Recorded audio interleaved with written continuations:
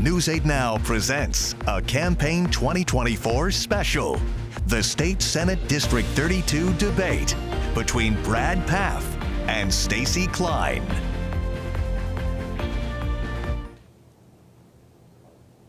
Hello and welcome to this debate in the election for Wisconsin State Senate District 32. I'm Anthony Chergosky, and I am a faculty member in the Department of Political Science and Public Administration at the University of Wisconsin-La Crosse.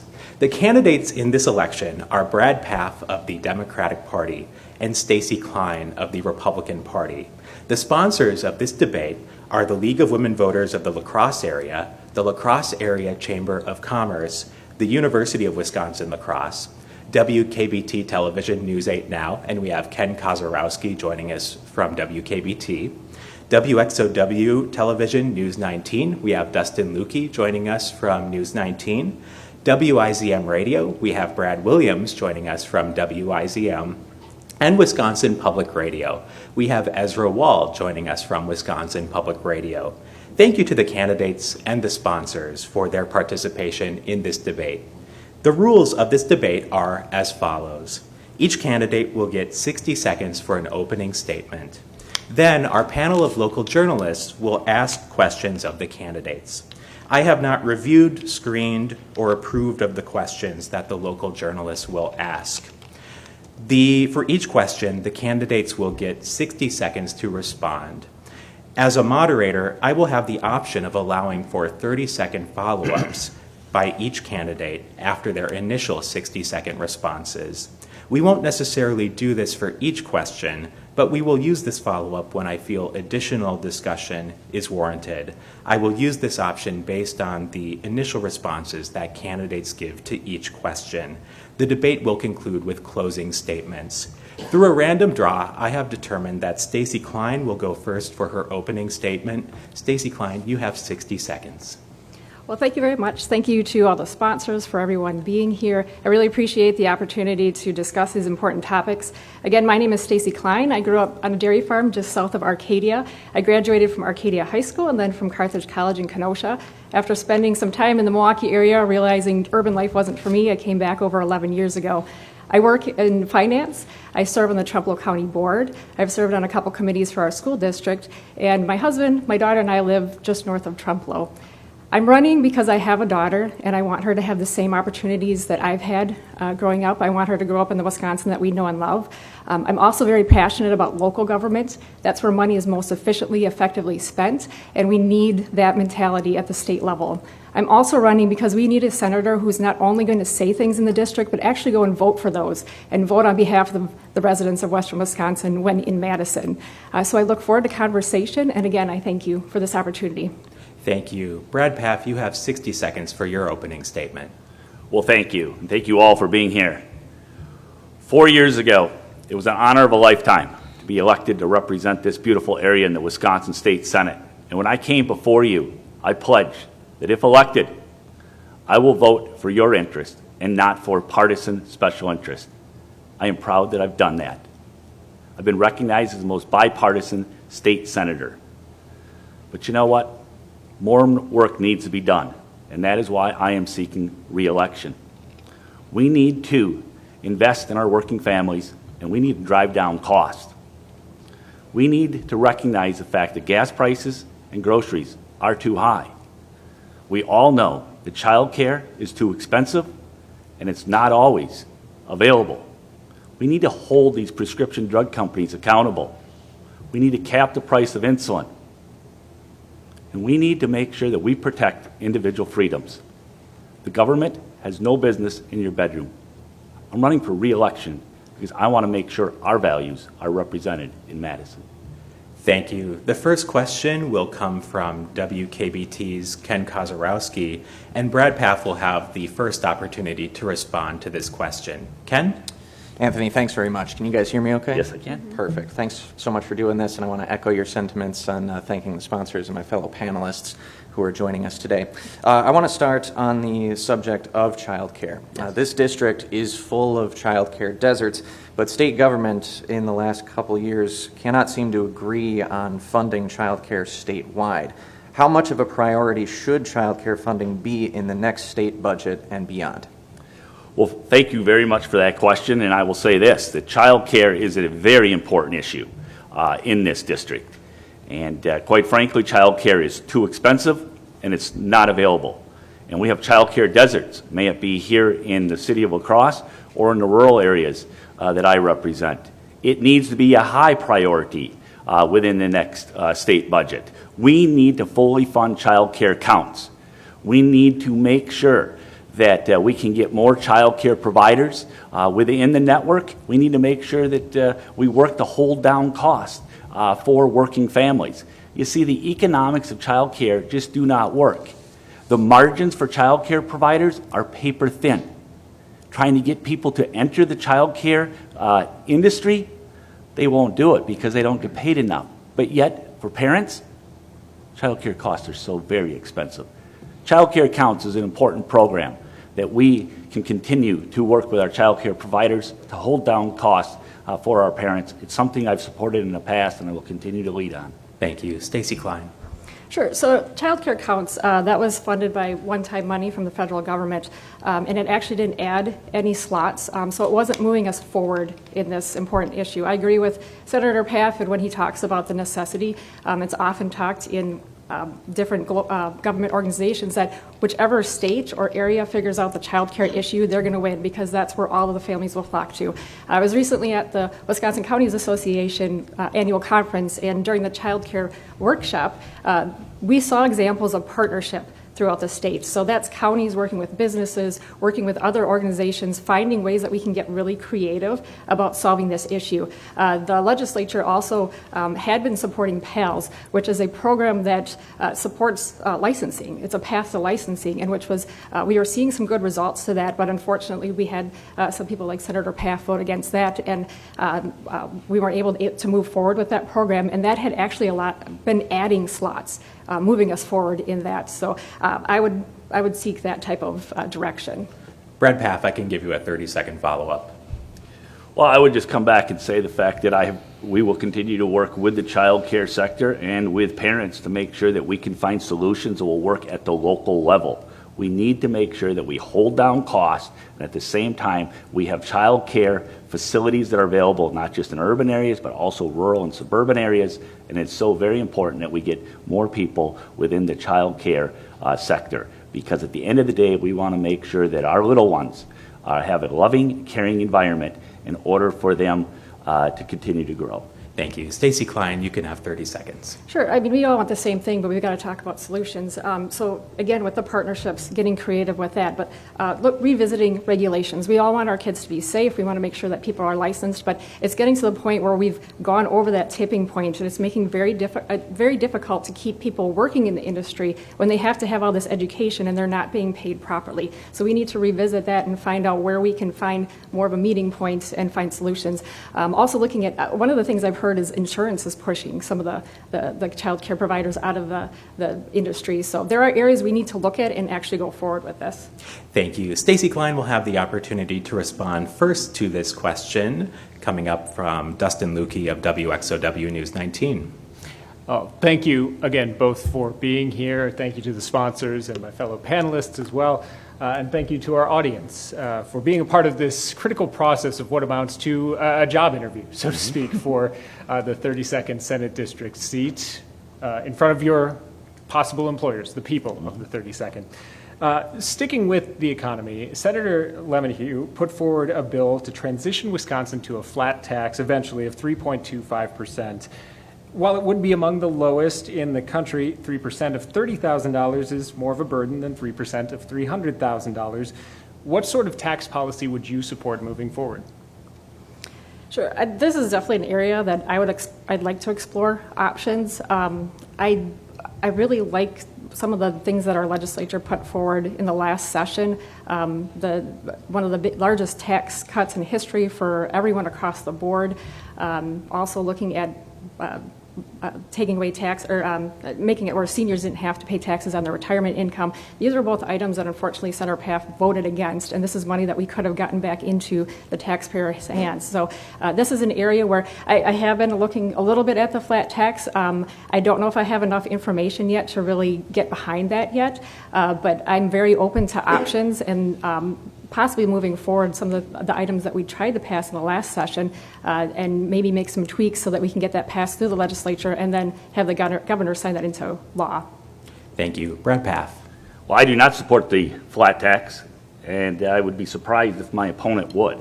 I frankly do not believe that it's fair that a teacher who makes $50,000 a year should pay the same tax rate as a multimillionaire that lives in Madison or Milwaukee. I will continue to fight for the middle-class families in this area. I believe in targeted, individual tax reduction. I have voted for tax reductions in the past. I am proud to be a co-sponsor of legislation that finally eliminated the personal property tax, something that this state had since its inception in 1848. I have put forward a very strong, comprehensive property tax relief plan that would provide property tax relief to our homeowners in this area, and that would cover individuals from the very beginning homeowners to those that are elderly. All of that is so very important, but we need to have targeted tax relief for working families, and we surely do not need a tax reduction for the very, very wealthy. Thank you. They would pay the same rate as the working families. Thank you, Senator Paff. Senator Paff will have the first chance at this next question from WIZM's Brad Williams. Thank you. Good afternoon. I wanted to continue on the tax issue and to find out if there are any particular breaks that members of the public have asked either of you to pursue that maybe they are not getting relief on now. Is something that maybe has not gone very far in the legislature in the past, or something that Wisconsin really hasn't investigated as far as a tax break? Well, thank you for that question. First of all, I believe the most important thing that we can do is make sure that we invest in our working families, and we recognize a growing economy. And we want to make sure that we continue to have manufacturing and economic progress taking place in this district. So I am very, very focused on, what we can do with research and development. What we can do is helping our businesses expand and grow. So business tax relief is very important. Making sure that we have more opportunities as far as for child tax credits for working families. Those are ideas that need to be reviewed. We need to continue to recognize the burden of the property tax and what more we can do to drive down property tax in this state. All of those are very important, but at the end of the day, we need to recognize the fact that lowering costs for working families is so very important. Thank you. Stacy Klein. Sure. Well, we're still on taxes. I do agree with discovering ways that we can lower property taxes, and that's probably the area where I've heard about the most. But I just wanted to reiterate, Senator Paff talks about targeted tax relief. There were 4 separate tax relief bills that came through the legislature in the last session. He voted against 3 of them. One was for middle and, like I said, it was across the board, so even people on food stamps would have received tax relief. That other one that I mentioned was for retirees. Our senior citizens are the ones hit the hardest by inflation. They have fixed income, and this was an opportunity to give them tax relief, and he didn't do it. We need to have someone that's not only, like I said, going to say what they support, but then go down to Madison and actually vote for that as well. But like I said, I do agree with finding some type of property tax relief as well. Thank you. Thank you. Senator Paff, 30-second follow-up. Well, I just would remind my opponent that those bills were disguised flat tax bills. And I've been very clear. I do not believe that a mechanic that lives in Sparta who's making $60,000 a year should pay the same tax rate as a multimillionaire living in Milwaukee or Madison. And all of those different pieces of legislation that's been referred to are a flat tax. It's the same rate for that working family member versus someone who is, again, making seven figures. Thank you. Stacy Klein.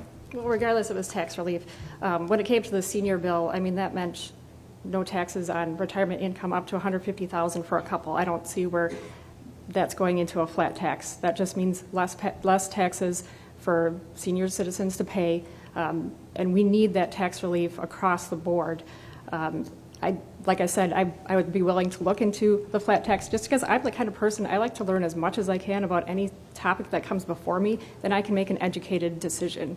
And that is why we should have moved Sorry. forward by property Senator tax Paff, relief we need to for move on. We need to move our on. working families. We need to move on to Ezra Wall. The question will go to Stacy Klein. Thank you very much.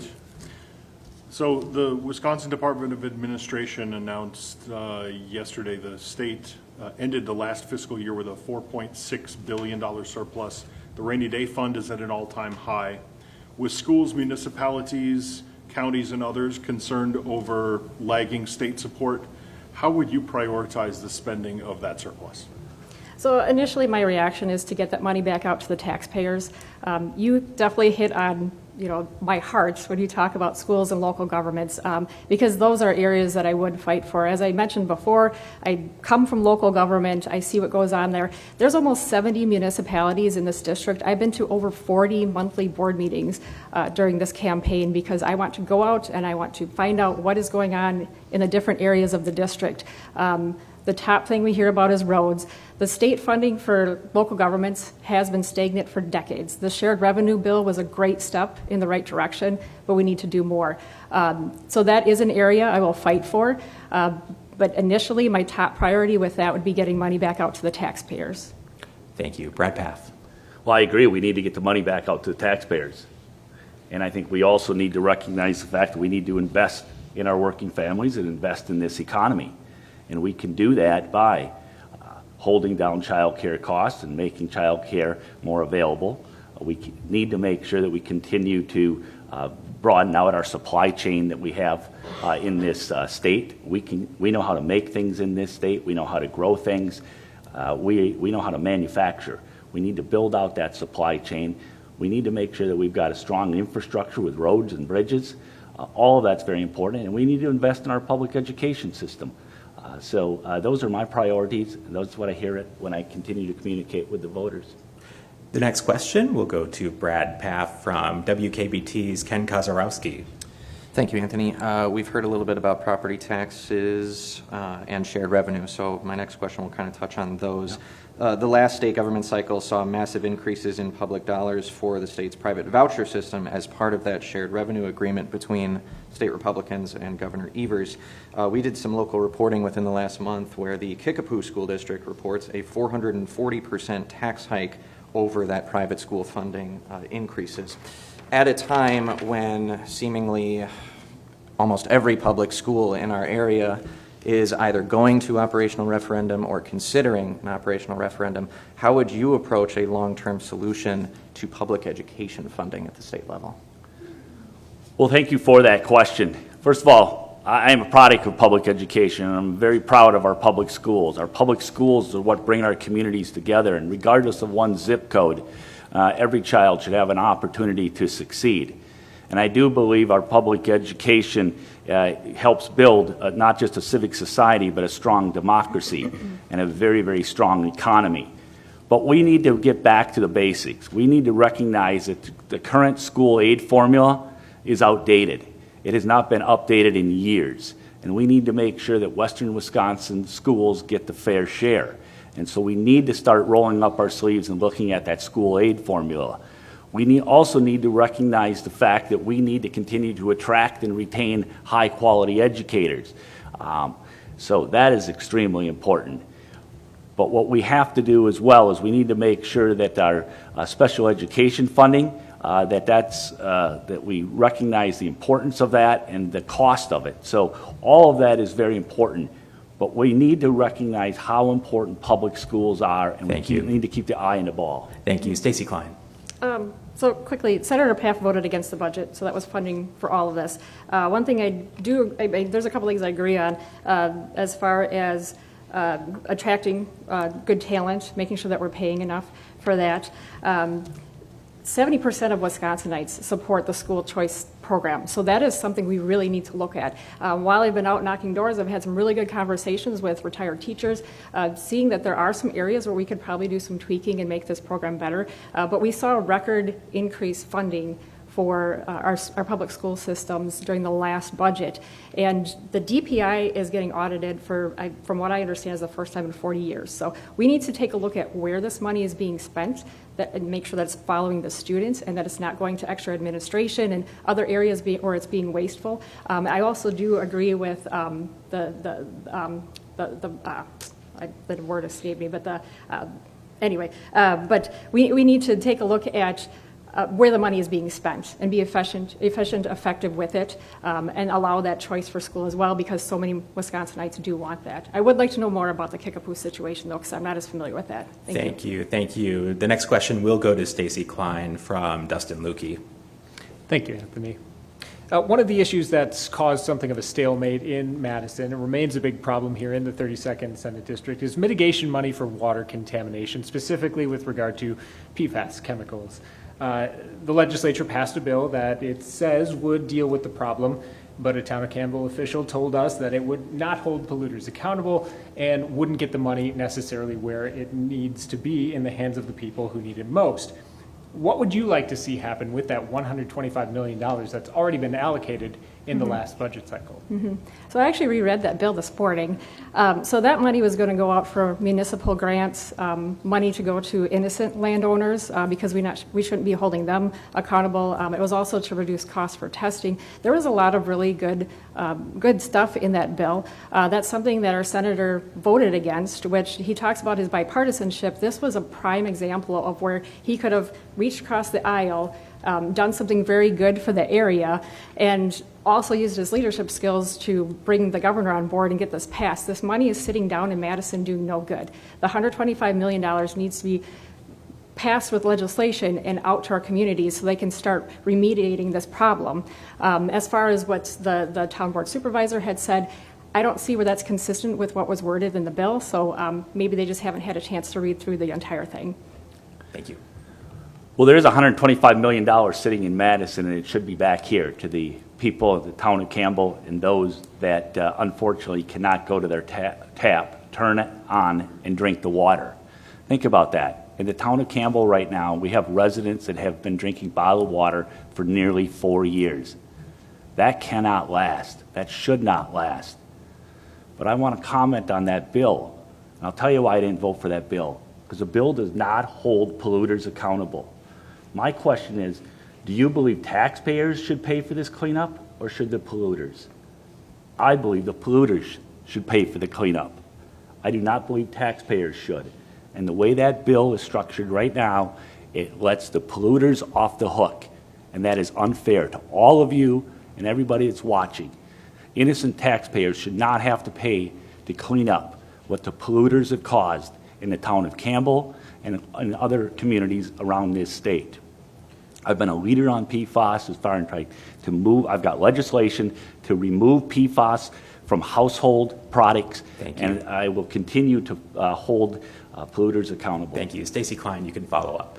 I agree. We need to eliminate or remove it from household products. It's in a lot more things than people realize. But when I reread the bill, that's not how it's worded in there. And there's other legal aspects of this where the polluters are being held accountable.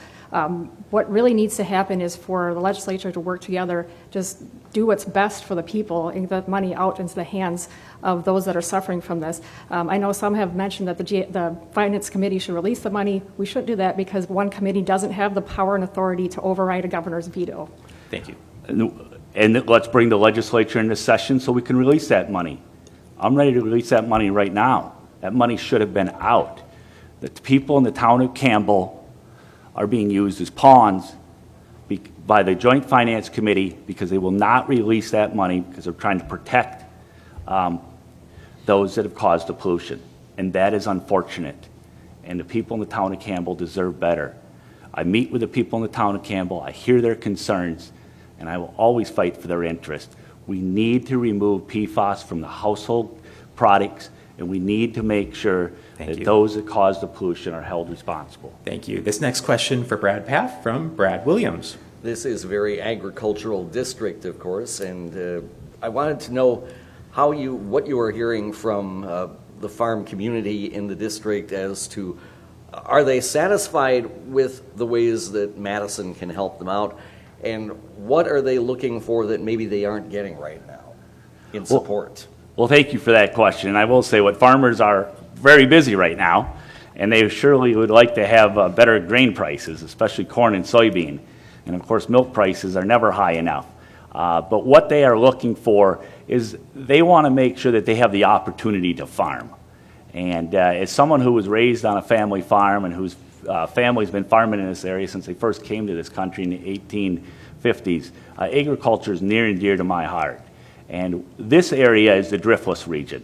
So land conservation is very important. I am proud to have worked in a bipartisan manner with our colleague Lauren Oldenburg from Vernon County to make sure programs like the Farmland Preservation Program is in place, that we continue to have land stewardship money that's available to assist our family farmers, but continuing to grow and find new markets for our agriculture products. That is always so very important because Wisconsin farmers feed the world. Thank you. Yep, so this is an area where Senator Paff and I agree on a lot. With Trumbull County, on the county board, I'm on the Environment and Land Use Committee, which includes conservation. I'm part of the Wisconsin Land and Water organization. I'm also on a steering committee that's agriculture and land use for the Wisconsin Counties Association. So we talk about conservation, finding new avenues for our farmers as well. Like I said, these are areas that we very much agree on. One thing I do want to point out is the agricultural roads. We had a new program introduced recently that was the Agricultural Road Improvement Program, the ARIPS. Many of you might be familiar with the LRIPs, which are the local road improvement programs. Unfortunately, that's another area where Senator Paff voted against. And this has been a highly demanded program. We're actually seeing the second round of monies go out for this. There's certain types of roads that qualify for this. It's agriculture, and it's a tremendous benefit to our region. Senator Paff, you can follow up. I was a co-sponsor of that bill. I've been a strong advocate of that bill. So I would just have everyone recognize the fact that farmers need to get their products to market. And we need to have a strong rural highway system, strong roads and bridges. And my efforts have been recognized by the Wisconsin Counties Association as well as the Wisconsin Farm Bureau Federation for being an advocate when it comes to rural communities and family farmers. Stacy Klein with the last word. Oh, I must have mixed up bills, but I know he voted against a large portion of agricultural roads. I apologize for that. Mistakes were made. There's unfortunately so many bills that he's talked about supporting here in the district and then votes against in Madison. I just want to make sure that we're making that point. Stacy Klein will get the next question from Ezra Wall. A lot of talk nationally about what becomes on a state-by-state basis regarding reproductive rights, abortion laws, in light of the overturn of Roe versus Wade a year or so ago. Here in Wisconsin, what's your stance on the current abortion laws, and would you support any changes to those laws? Well, I don't support our old bill. When it comes to this topic, I think it's very important to put this out to the voters of the district. It shouldn't be in the hands of just one politician to assert their opinion over the entire district. My go-to for this would be to have listening sessions and conversations so that we can come together. There's so much anger and hate on either side, and I think if we can get together and have conversations, not necessarily to change opinions, but to gain consensus, to gain understanding. I know I've had a number of conversations on doors, because this personally for me, this is an issue that I've struggled with as far as where I stand. I've been in different directions. So if I were given the opportunity to represent this area, I would want to have the listening sessions to have a very good understanding as to what's wanted by the people in the 32nd District. Thank you. Well, the people of the 32nd Senate District have been loud and clear that they want to see codified in the law Roe v. Wade. And what's happened over the last 2.5 years has further divided this country. There is absolutely no business for the government or politicians to be in our bedrooms. There is no business for government or politicians to be telling people what kind of reproductive health care decisions they should make. That is, again, what has happened since the Dobbs decision has caused greater consternation to the people in this district and throughout this state. And we cannot have an 1849 law in place any longer. This state is not where we were 175 years ago. I am a strong proponent of making sure that we codify Roe v. Wade into state statute and to make sure that individual freedoms, that we all have our individual freedoms. That's so important. Thank you. Ken Kozarowski is next with a question for Brad Paff. Thank you, Anthony. I'll stay on the topic of health care. A bipartisan effort to expand Medicaid coverage to low-income mothers up to 1 year postpartum passed the Senate almost unanimously last session, but the Assembly never brought it to the floor. How might you work with your colleagues in Madison to get something like Medicaid expansion across the finish line, something that 46 states in the union have done so far? Well, thank you. We're talking about Badger Care expansion. Badger Care expansion would provide an additional health care opportunities for at least 90,000 Wisconsin residents. Not only that, it would provide $1.7 billion of economic aid that would come back to the state of Wisconsin that Washington, D.C. is currently holding. We could use that money then to put into our rural health care network to make sure that our rural hospitals and clinics can stay strong. We don't want to see a situation like we've had in the Chippewa Valley where 2 hospitals have recently closed.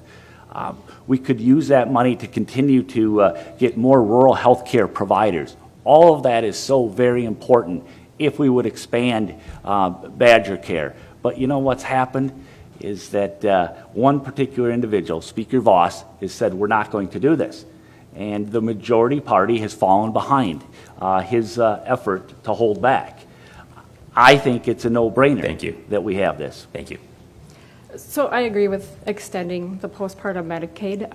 That's an area where, especially we talked about the issue of abortion, where if we can provide more care, more options, I think that we're just going to be doing better for everyone. But when it comes to complete expansion of Badger Care, we need to realize that the reasons that some of these hospitals have closed is because they had too many Medicaid patients, and the Medicaid reimbursement rates isn't high enough to make up for that. It puts an additional financial burden on these medical systems, and it makes it very difficult for them to keep going. And then also, when he talks about the number of people being added to Badger Care, a number of those actually qualify for through Obamacare.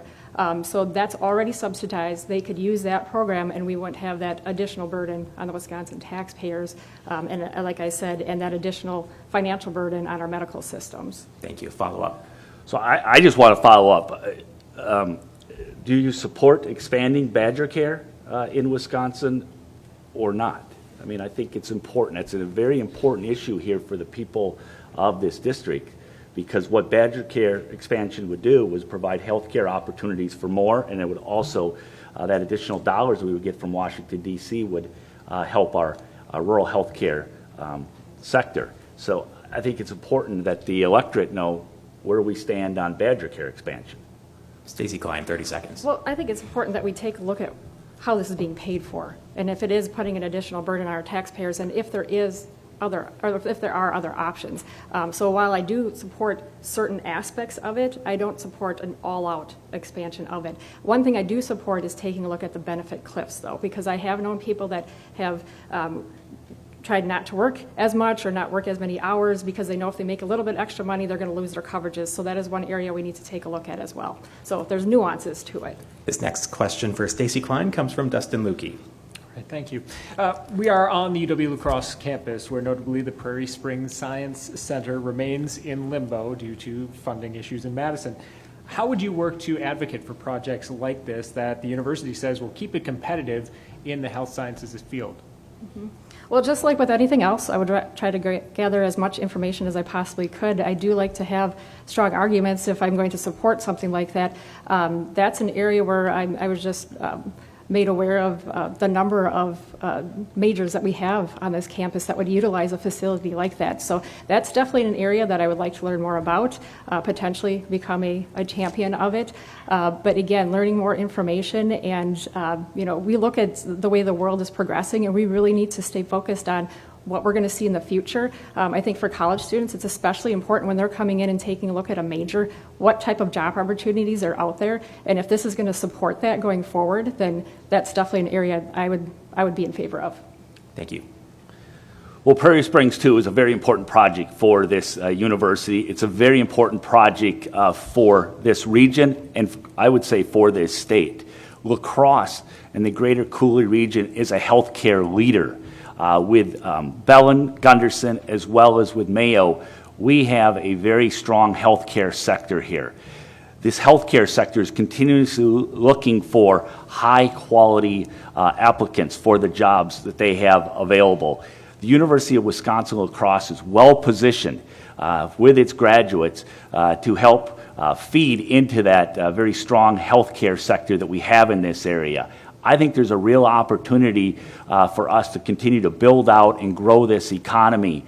And by doing that is making investments into things like Prairie Springs 2 here at the University of Wisconsin-La Crosse, continuing to grow out the healthcare majors that we have on this campus, and continue to partner with Gunderson Bellin as well as with Mayo and with other healthcare facilities to make sure that residents in this region have high-quality health care. Thank you. Brad Williams is next with a question for Brad Paff. The city of La Crosse has been dealing with homeless population and problems of homeless people gathering in the community over the last couple of years. Basically a local problem, but is this something that the state should be more involved with in providing resources for the communities that have this kind of situation, or should it be primarily left to the individual communities? Well, thank you for that question. Without a doubt, we want to make sure that we help find housing for those that are unsheltered. I have been a strong proponent of making sure that the state resources are sent back to a local community, and then the local community then would work with its public-private partnerships in order to try and have find the best fit for a community, because what's happening here in La Crosse may be different than what's happening in Eau Claire or in Green Bay. We also look at the very strong public-private partnerships that we have, may it be with Salvation Army or Lutheran Social Services or Catholic Charities. They're doing good work, and I think that we need to build upon the work that they are doing. So I do not believe in a one-size-fits-all top-down solution, but I do believe that the state of Wisconsin should be more active as far as providing resources back to communities like La Crosse. Thank you. I definitely agree with keeping it more local. One unfortunate thing that we see among some of the homeless community is that they choose to be there, or there may be mental health issues. So I think we need to approach this from the root cause, find out why do they want to be here, or maybe they don't want to be and they just don't understand the resources that are available. When I first got onto the county board in Trempealeau, I was really astonished by how much is available there, and I'm thinking the vast majority of the public just isn't aware of it. So part of it, communication, making sure people are aware of the resources. Senator Paff had also mentioned about partnerships, and that's one of the things I was thinking about too, because we talk about that in other aspects, other issues like childcare, and building those partnerships, finding those innovative solutions so that we can really put something together that's going to make an impact on this and help the people that are in this position. Thank you. Stacy Klein will get this question from Ezra Wall. It seems like everywhere you look, businesses that in the past used to be locally owned or at least those business sectors are now controlled by huge corporations, everything from retail to some of our own media organizations to dental offices and restaurants. What can the state legislature do to support small businesses, mom and pop shops, locally owned businesses that feel like the competitive burden against these big corporations is too great? Mm-hmm. So, the first couple things that come to mind are tax incentives opportunities for tax deductions. Also taking a look at if there's ways to partner so we can put together programs for startup costs. I know that's one of the major barriers just for someone to get going is to have enough money to get started in business. I understand what you're saying is see what we're seeing for that trend, but it's also encouraging to see some of these areas. Like I'm not sure if you guys are familiar with downtown Galesville, which has a number of small businesses. I know it's the highlight of this all women-run businesses, but encouraging and facilitating more areas like that. Looking at downtown renovations, where government can be involved as far as investing in infrastructure, just so we can provide those locations, the basic necessities like that. So that's a really interesting question because I think we can get very creative with that, and there are more and more people that would like to see those small businesses, and then you think of the families that would benefit from running those businesses as well. Thank you. We need to build out our supply chains. We in this nation cannot just be dependent upon a few nations halfway across the world in order to be the primary source of some of our raw ingredients and some of the materials that we need for finished products. We can do that right here in western Wisconsin, right here in this area. I've been a strong proponent of building out supply chains and we know how to make things in this area. We know how to design things, how to engineer, how to manufacture. Our farmers grow high quality crops. We can make that into high quality food that people desire to eat. All of that's so very important. Building out a supply chain, having workforce development training, continuing to partner with what Western Technical College is doing with manufacturing, with high-tech manufacturing, working with the Health Science Consortium here at UW La Crosse, continue to build out. We can continue to invest locally through strong transportation and infrastructure and broadband, but continuing to make sure that Wisconsin's open for business. Thank you. The next question, we will begin with Brad Paff. The question comes from Ken Kozarowski. While the Wisconsin State Assembly supported a measure to allow clerks to begin counting absentee ballots before Election Day, Senate Republicans in the majority did not put that measure on the floor, and Senate Majority LeMahieu did not necessarily give a specific reason why. Should the state Senate support such a measure in the next legislative session, why or why not? Yes, thank you for that question. Yes, we should. We should allow that to take place. We also need to, election security is very important. I think we all recognize how important election security is. We need to make sure that we provide the resources for our local municipal clerks. We need to just pull back a little bit on that rhetoric and just recognize the fact that these are our neighbors that are our local clerks. So we need to make sure that we provide needed resources and training for our election officials locally so they can do the job that all of us want them to do and do it successfully. But yes, making sure that we can count those votes on a timely basis is, in my opinion, a no-brainer. Thank you. So I've heard both sides of the argument from legislators on this topic, but when I'm out talking to voters, the majority of people that I speak with do not want to extend out Election Day in that manner. It makes you wonder, back in the day, how did we count all the ballots before we had computers or anything of that nature? And I have heard from people that they want to go back to paper ballots, hand counting. Obviously, they've never been poll workers. They haven't been there at the end of the night when you have to reconcile everything. Like Senator Paff said, election integrity is very important. I've been encouraging more and more people just to get involved, learn the process, become a poll worker, become a poll watcher, run for municipal clerk, or see if that's a job that you could be appointed for. The more people that we have involved and active in this system, the more people are going to understand how that works. But again, I've heard both sides of the argument, but ultimately when it comes down to what the voters want, I haven't seen any evidence that the voters truly want it to be the day before. Thank you. Stacy Klein will have the first chance at this question from Dustin Lukey. Thank you. The legislature passed a bill limiting biological males from competing in women's sports.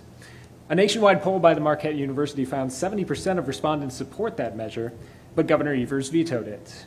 What sort of policy would you like to see enacted that keeps our sports competitive and fair, but respects the dignity of all people regardless of how they identify? I understand the inclusivity aspect of it, but also as a mom to a daughter, we have to acknowledge the biological, physiological differences between men and women, and especially when it comes to a sports setting, height and weight, muscle mass, bone density, lung capacity. We could go on, and the men's and women's sports have been separate for a long time for a reason. This is a topic I tend to talk a lot about. I run into a lot of parents who feel very strongly about it, and my heart goes in the direction of how can we make sure that everyone does have an opportunity. From what I understand, there's a possibility of looking at an additional category. If we see this trend of, more young people that feel that they're not in the right body, then we need to make a category for them. But we would be erasing women, we'd be going back 50 years if we allowed males to compete against females. Thank you. I speak with an awful lot of parents. I speak with an awful lot of school administrators. I will say this, is that the Wisconsin Interscholastic Athletic Association has rules. And those are the rules that currently we have in place to participate in interscholastic sports. I think we should keep this out of the state legislature. We don't need to go there. No more cultural wars. No more trying to divide people.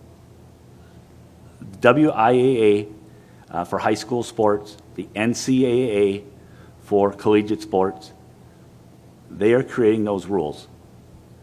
I will continue to take what I hear from constituents to the WIAA, to the NCAA, but I do not want to see this kind of divisive cultural debate within our state legislature.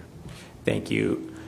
Brad Paff will respond to this question first from Brad Williams. This is an election year, and during election years in Wisconsin, generally the state legislature doesn't meet for very long. And we do hear complaints about that they should be spending more time at the job in Madison. So would like your thoughts on requiring more time for the legislature to meet, and perhaps especially during election years.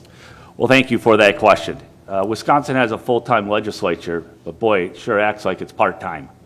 I frankly believe that if the legislature is not going to meet and do the job what the people have asked us to do, like lowering taxes, investing in our economy, making sure working families get opportunities to succeed, then you know what? That legislature should go down to part-time.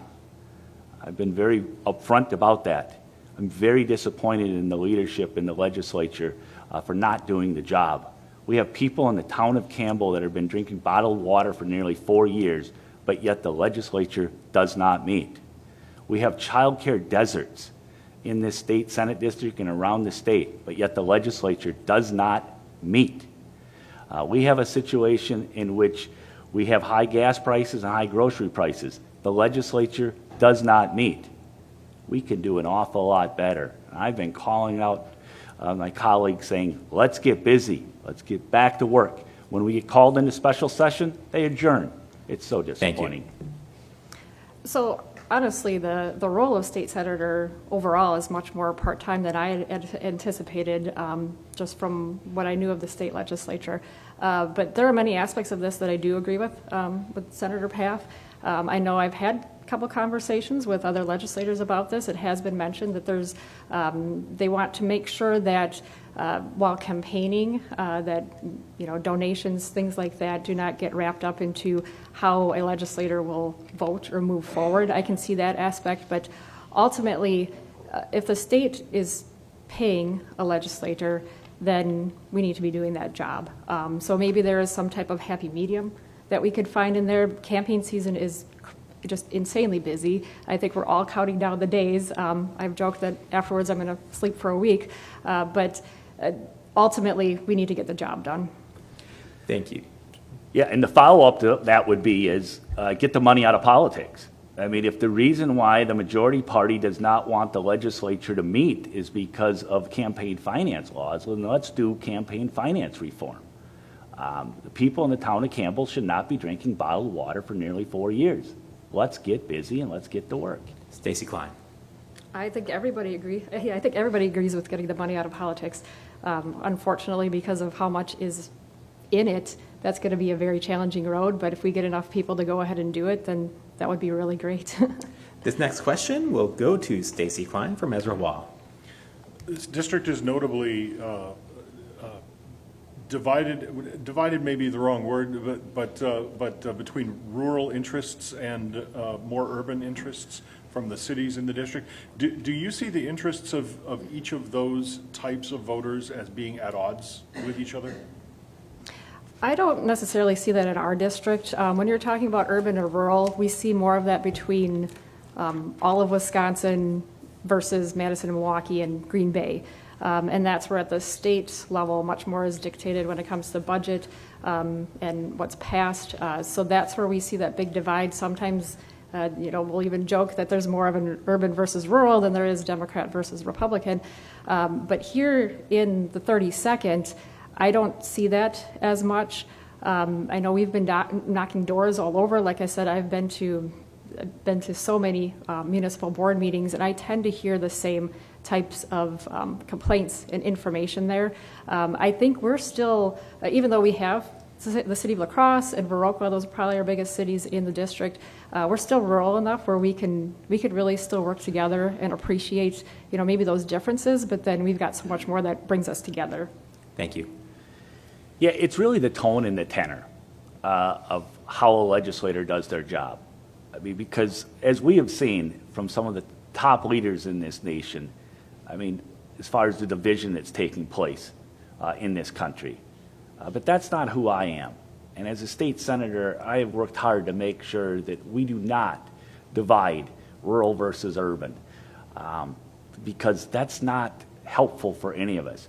We need to continue to try and build bridges and bring things together and talk about the importance of investing in this area and how it'll be successful for all of us. May it be in Galesville or may it be in DeSoto. Bringing things together, bringing people together, investing in our economy, investing in our people, investing in our schools. Thank you. For this next question, Brad Paff will respond first. Ken Kozarowski. The Democratic Party has called for full legalization of recreational and medical marijuana in the past. State government in the last cycle advanced toward the idea of about 5 state-run dispensaries. That idea did not gain traction. Where do you stand on the potential for Wisconsin to legalize marijuana in some capacity, and why should it be legalized? Why or why not? Well, thank you for that question. I am supportive of legalizing marijuana for medical. I also am supportive of legalizing marijuana for recreational. When Speaker Voss mentioned having a state-run dispensaries, I was not supportive of that. I do not believe the state should run that. I believe in the private sector. I believe in capitalism. And I believe that once we move in this direction, we should let our entrepreneurs move forward. Obviously, it needs to be regulated. There needs to be oversight. This cannot just be the Wild West. The Wisconsin Department of Revenue oversees the liquor license in this state, so there would have to be some type of a regulatory structure that would be built around it. The reason why Speaker Voss moved forward with having a state license or state dispensary is because he wanted to make sure that's how he regulated it. That's not how I agree. Thank you. But I do recognize. Thank you. Going forward.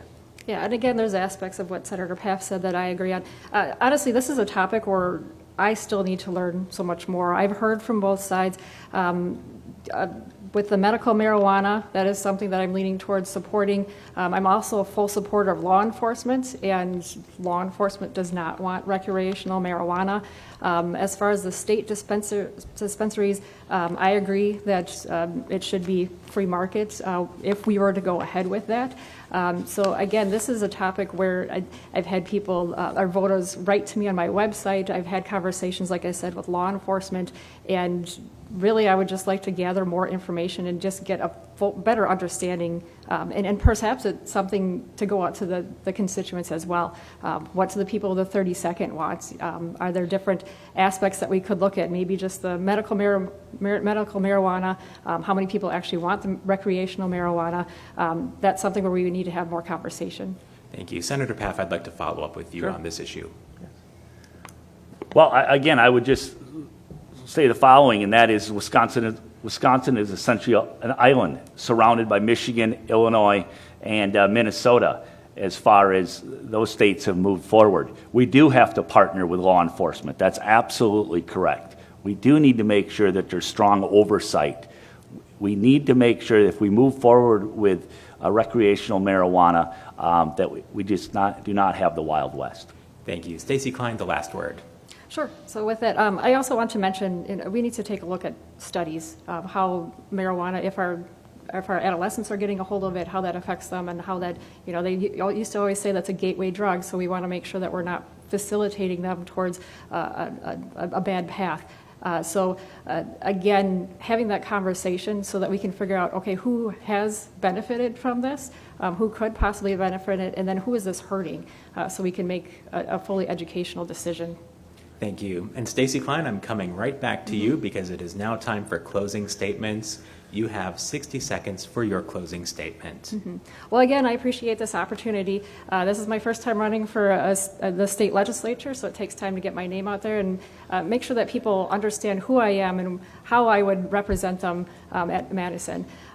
One thing I do want to mention is going back into the abortion issue. When I talk about having conversations, I'm not going to ignore the people out there that are pro-life or who think that there should be exceptions or a limit on there. We have a senator who voted against protecting babies that were born after botched abortions. I feel that that's pretty extreme, and we need to bring this back to the people.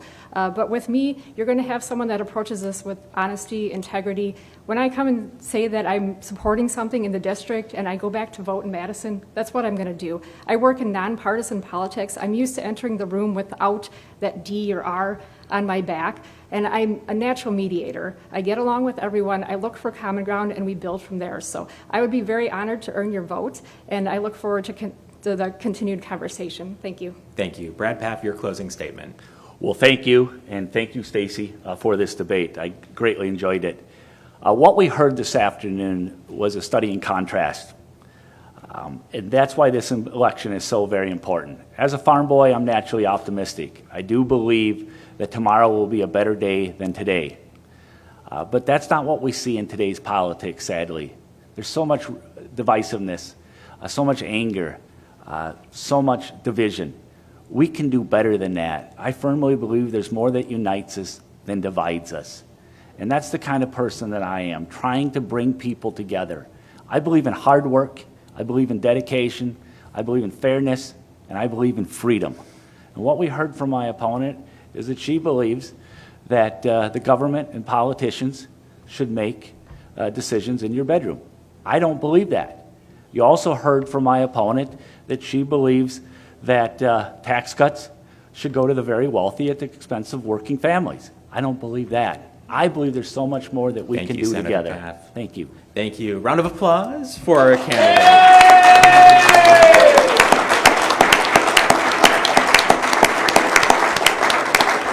Well, thank you so much, Brad Paff. Thank you so much, Stacy Klein. Thank you to our sponsors, the League of Women Voters of the La Crosse area. Thank you to the La Crosse Area Chamber of Commerce. Thank you, WKBT, WXOW, WIZM, and Wisconsin Public Radio. Be sure to follow those four media partners for continuing coverage of election 2024. Thank you again for joining us.